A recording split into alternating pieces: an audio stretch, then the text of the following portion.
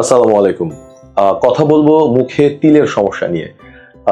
তিলের প্রবলেম অনেকের ফেসেই থাকে এবং অনেকের ক্ষেত্রেই এটা অনেকটা মানসিক যন্ত্রণার সৃষ্টি হয়। আমাদের কাছে আসেন এই তিলটা রিমুভ করা যাবে কিনা বা কি পদ্ধতিতে করা যাবে বা করলে কোনো সমস্যা হবে কিনা। তো বেশ কয়েক ধরনের তিল থাকে। কতগুলো আছে ব্রাউন, বাদামি কালারের, হাতে ধরা যায় না, আমরা এগুলোকে ফ্রেকলস বলে থাকি। আবার কতগুলো আছে এর থেকে আরেকটু ডার্কার, কালো কালো, এটাও হাতে বাঁধে না, এগুলোকে আমরা নিভাস বলে থাকি। কতগুলো একটু উঁচু হয়, এটাও এক ধরনের নিভাস, আমরা এটাকে আরেকটা টার্ম আছে মোল বলে থাকি।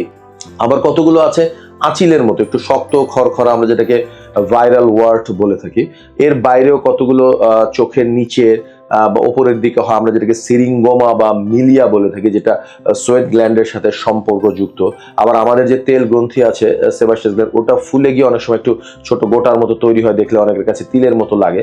তো মোটা দাগে এই বিভিন্ন টাইপের তিল নিয়ে আমাদের কাছে রোগীরা আসেন। এর মধ্যে অনেকগুলো আছে একটু জেনেটিক প্রিডিসপোজিশন আছে, কতগুলোর সাথে একটু সূর্যের আলোর একটা সম্পর্ক আছে।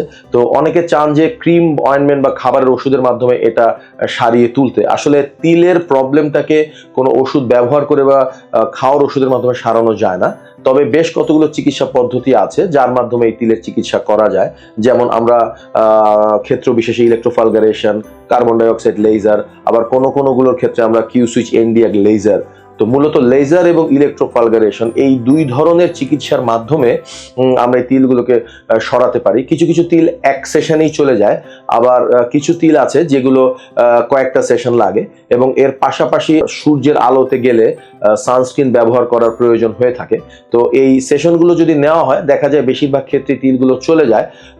যদি এরপরে প্রপারলি সানস্ক্রিন ব্যবহার করা হয়, বেশিরভাগ ক্ষেত্রেই দেখা যায় যে তিলগুলোর ফেরত আসে না। তবে কিছু কিছু তিল আছে, যেমন ফ্রেকেলসের কথা আমরা বলতে পারি, যেটা জেনেটিক একটা প্রিডিসপোজিশন থাকে, এটা এরপরেও দেখা যায় আবার ফেরত আসতে পারে।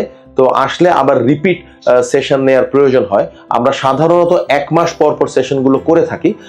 এই সেশনগুলো খুবই নিরাপদ, এখানে হসপিটাল ভর্তির প্রয়োজন হয় না, অ্যান্টিবায়োটিক খাওয়ার প্রয়োজন হয় না, তেমন কোনো কাটা ছেঁড়া বা ব্লিডিং বা সেলাইয়েরও প্রয়োজন হয় না। একটা ছোট কালো দাগের কারো কারো ক্ষেত্রে একটু ক্ষতের সৃষ্টি হয়, এটা আবার এই প্রসিডিউর করার 7 থেকে 10 দিনের মধ্যে আবার চলে যায়। তো এভাবেই বিভিন্ন ধরনের তিল এই প্রসিডিউরের মাধ্যমে সারিয়ে তোলা সম্ভব। ধন্যবাদ।